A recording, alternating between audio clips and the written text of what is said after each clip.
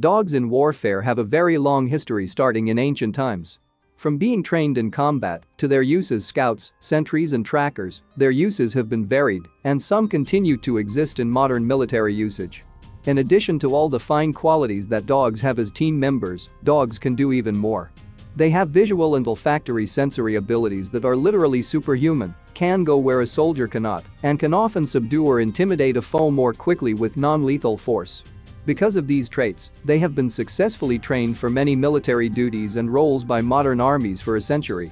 War dogs were used by the Egyptians, Greeks, Persians, Sarmatians, Baganda, Alans, Slavs, Britons, and the Romans. The Molossus dog of the Molossia region of Epirus was the strongest known to the Romans and was specifically trained for battle. Among the Greeks and Romans, dogs served most often as sentries or patrols, though they were sometimes taken into battle. The earliest use of war dogs in a battle recorded in classical sources was by Aleuts of Lydia against the Cimmerians around 600 BC. The Lydian dogs killed some invaders and routed others. During the late antiquity, Attila the Hun used Molosser dogs in his campaigns. Gifts of war dog breeding stock between European royalty were seen as suitable tokens for exchange throughout the Middle Ages. Other civilizations used armored dogs to defend caravans or attack enemies. In the Far East, Emperor Lali raised a pack of 100 hounds. This pack was tended and trained by Nguyen Zai, whose skills were impressive enough to promote him to the commander of a shock troop regiment. Later on, Frederick the Great used dogs as messengers during the 7 Years' War with Russia. Napoleon also used dogs during his campaigns. Dogs were used up until 1770 to guard naval installations in France. The first official use of dogs for military purposes in the United States was during the Seminole Wars. Hounds were used in the American Civil War to protect, send messages, and guard prisoners. General Grant recounts how packs of Southern bloodhounds were destroyed by Union troops wherever found due to their being trained to hunt men. Dogs were also used as mascots in American World War I propaganda and recruiting posters. Among the dog's abilities that far exceed a man is his sense of smell. Dogs are reported to have 10 to 20 times the number of receptors in their nose compared to a human, and the olfactory part of their brain, devoted to smell, is much larger. This gives them the ability to detect very faint odors and to discriminate between very slight differences in chemical composition.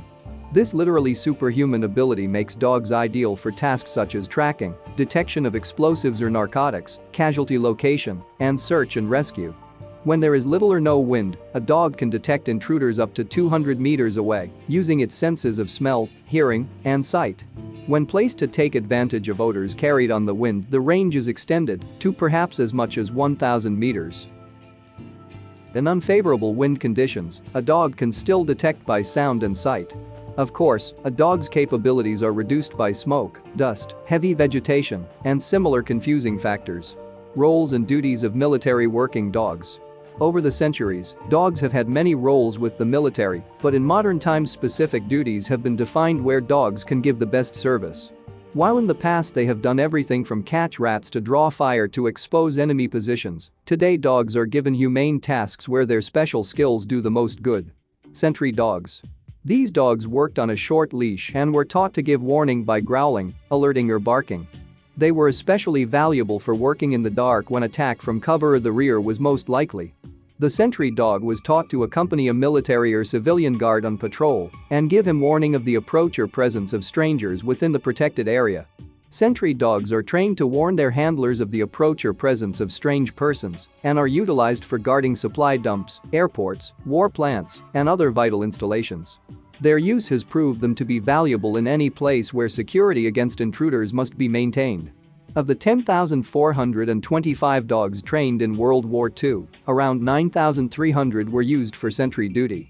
Sentry dogs were issued to hundreds of military organizations, such as coastal fortifications, harbor defenses, arsenals, ammunition dumps, airfields, depots and industrial plants. The largest group of sentry dogs, 3,174, were trained in 1943 and issued to the Coast Guard for beach patrols, guarding against enemy submarine activities. Sentry duty is one of the earliest military-related uses. Sentry dogs were used to defend camps or other priority areas at night and sometimes during the day. They would bark or growl to alert guards of a stranger's presence. During the Cold War, the American military used sentry dog teams outside of nuclear weapons storage areas. A test program was conducted in Vietnam to test sentry dogs, launched 2 days after a successful Viet Cong attack on Da Nang Air Base on July 1, 1965. 40 dog teams were deployed to Vietnam for a 4-month test period, with teams placed on the perimeter in front of machine gun towers' bunkers. The detection of intruders resulted in a rapid deployment of reinforcements. The test was successful, so the handlers returned to the US, while the dogs were reassigned to new handlers. The Air Force immediately started to ship dog teams to all the bases in Vietnam and Thailand. The buildup of American forces in Vietnam created large dog sections at USAF Southeast Asia bases. 467 dogs were eventually assigned to Bien Hoa, Binh Thai, Cam Ranh Bay, Da Nang, Nha Trang, Tai Hoa, Phu Cat, Phan Rang, Tan Son Nut, and Pleiku Air bases. Within a year of deployment, attacks on several bases had been stopped when the enemy forces were detected by dog teams. Captured Viet Cong told of the fear and respect that they had for the dogs. The Viet Cong even placed a bounty on lives of handlers and dogs. The success of sentry dogs was determined by the lack of successful penetrations of bases in Vietnam and Thailand. It is estimated by the United States War Dogs Association that war dogs saved over 10,000 U.S. lives in Vietnam.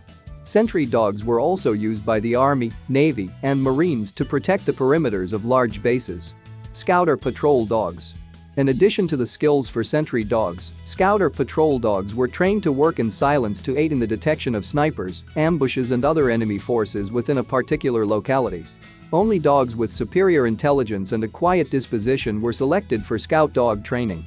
The scout dog and his quartermaster handler normally walked point on combat patrols, well in front of the infantry patrol. Scout dogs could detect the presence of the enemy at distances up to 1,000 yards, long before men became aware of them. When a scout dog alerted to the enemy, the dog would stiffen its body, raise its hackles, prick its ears, and hold its tail rigid. The presence of the dogs with patrols greatly lessened the danger of ambush and tended to boost morale. Some dogs are trained to silently locate booby traps and concealed enemies such as snipers. The dog's keen senses of smell and hearing would make them far more effective at detecting these dangers than humans. The best scout dogs are described as having a disposition intermediate to docile tracking dogs and aggressive attack dogs. Scouting dogs are able to identify the opposing threat within 1,000 yards of area. This method of scouting is more efficient compared to human senses.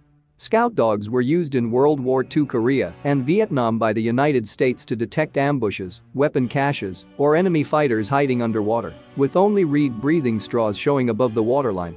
The US operated a number of scout dog platoons, assigned on a handler and dog team basis to individual patrols, and had a dedicated dog training school in Fort Benning, Georgia.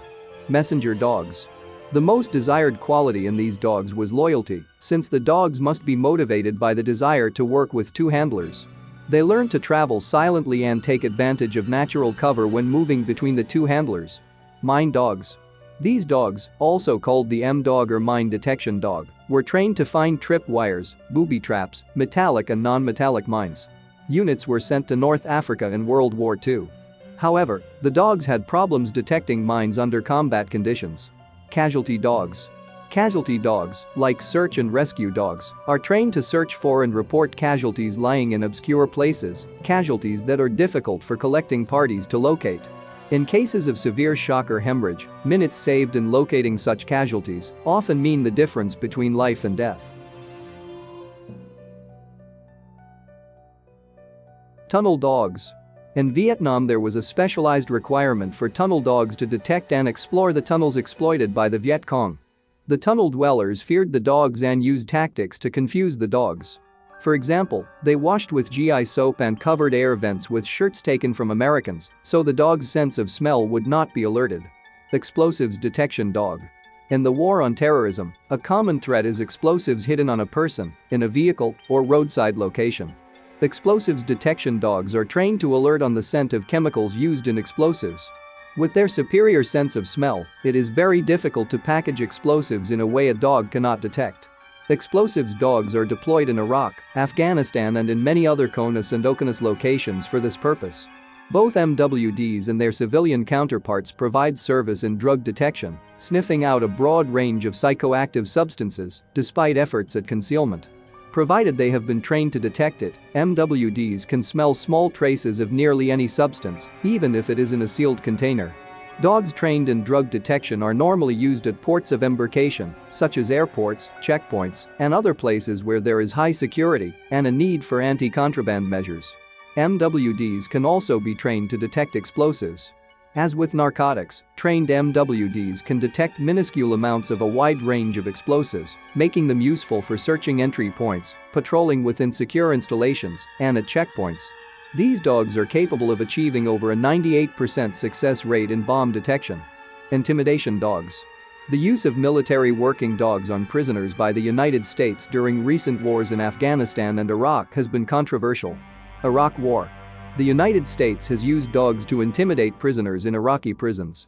In court testimony following the revelations of Abu Ghraib prisoner abuse, it was stated that Colonel Thomas M. Pappas approved the use of dogs for interrogations. Private Ivan V. Frederick testified that interrogators were authorized to use dogs and that a civilian contract interrogator left him lists of the cells he wanted dog handlers to visit. They were allowed to use them to intimidate inmates, Frederick stated. Two soldiers, Sergeant Santos A. Cardona and Sergeant Michael J. Smith, were then charged with maltreatment of detainees for allegedly encouraging and permitting unmuzzled working dogs to threaten and attack them. Prosecutors have focused on an incident caught in published photographs when the two men allegedly cornered a naked detainee and allowed the dogs to bite him on each thigh as he cowered in fear. Guantanamo Bay. It is believed that the use of dogs to intimidate prisoners in Iraq was learned from practices at Guantanamo Bay Naval Base. The use of dogs on prisoners by regular U.S. forces in Guantanamo Bay Naval Base was prohibited by Donald Rumsfeld in April 2003. A few months later, following revelations of abuses at Abu Ghraib prison, including use of dogs to terrify naked prisoners, Rumsfeld then issued a further order prohibiting their use by the regular U.S. forces in Iraq. Detection and tracking dogs. Many dogs were used to locate mines. They did not prove to be very effective under combat conditions. Marine mine detecting dogs were trained using bare electric wires beneath the ground surface. The wires shocked the dogs, teaching them that danger lurked under the dirt. Once the dogs' focus was properly directed, dummy mines were planted, and the dogs were trained to signal their presence. While the dogs effectively found the mines, the task proved so stressful for the dogs they were only able to work between 20 and 30 minutes at a time. The mine-detecting war dogs anticipated random shocks from the heretofore friendly earth, making them extremely nervous. The useful service life of the dogs was not long.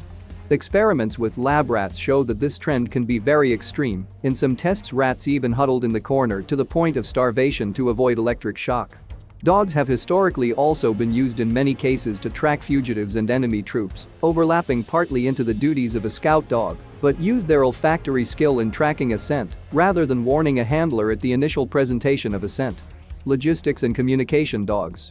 About the time World War I broke out, many European communities used dogs to pull small carts for milk deliveries and similar purposes. Several European armies adapted the process for military use.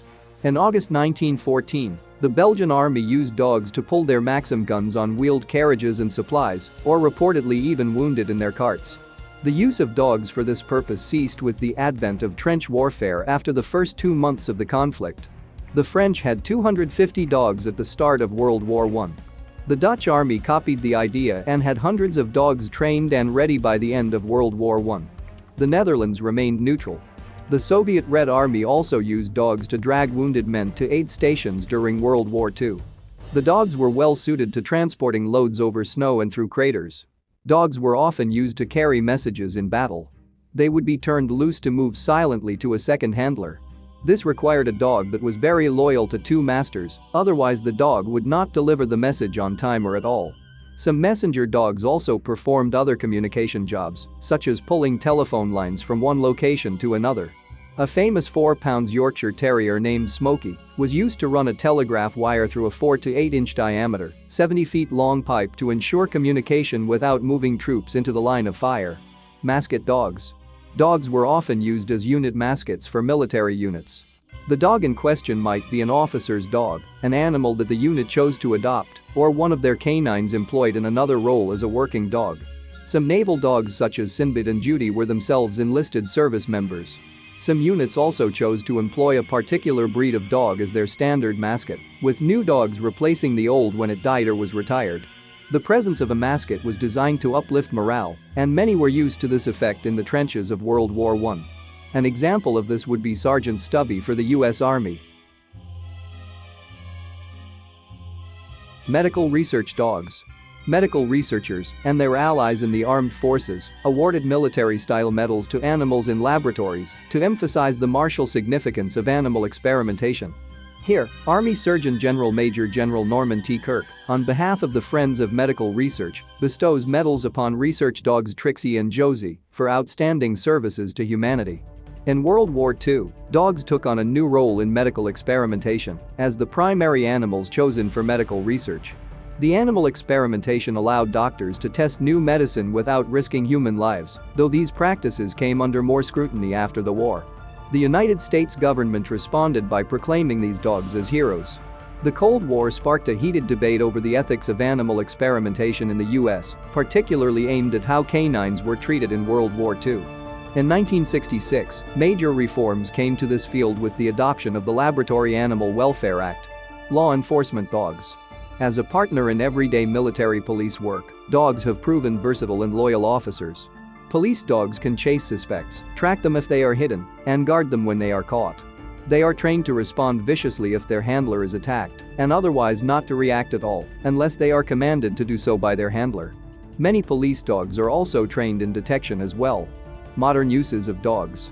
Contemporary dogs in military roles are also often referred to as police dogs, or in the United States and United Kingdom, as a military working dog, MWD, or K9. Their roles are nearly as varied as those of their ancient cousins, though they tend to be more rarely used in frontline formations. As of 2011, 600 U.S. military dogs were actively participating in the conflicts in Iraq and Afghanistan. Traditionally, the most common breed for these police-type operations has been the German Shepherd. In recent years there has been a shift to smaller dogs with keener senses of smell for detection work, and more resilient breeds, such as the Belgian Malinois and Dutch Shepherd for patrolling and law enforcement. All MWDs in use today are paired with a single individual after their training. This person is called a handler. While a handler usually won't stay with one dog for the length of either's career, usually a handler will stay partnered with a dog for at least a year, and sometimes much longer. The latest canine tactical vests are outfitted with cameras and durable microphones that allow dogs to relay audio and visual information to their handlers. In the 1970s, the U.S. Air Force used over 1,600 dogs worldwide. Today, personnel cutbacks have reduced USAF dog teams to approximately 530, stationed throughout the world. Many dogs that operate in these roles are trained at Lackland Air Force Base, the only United States facility that currently trains dogs for military use. Change has also come in legislation for the benefit of the canines. Prior to 2000, older war dogs were required to be euthanized. The new law permits adoption of retired military dogs. One notable case of which was Lex, a working dog whose handler was killed in Iraq.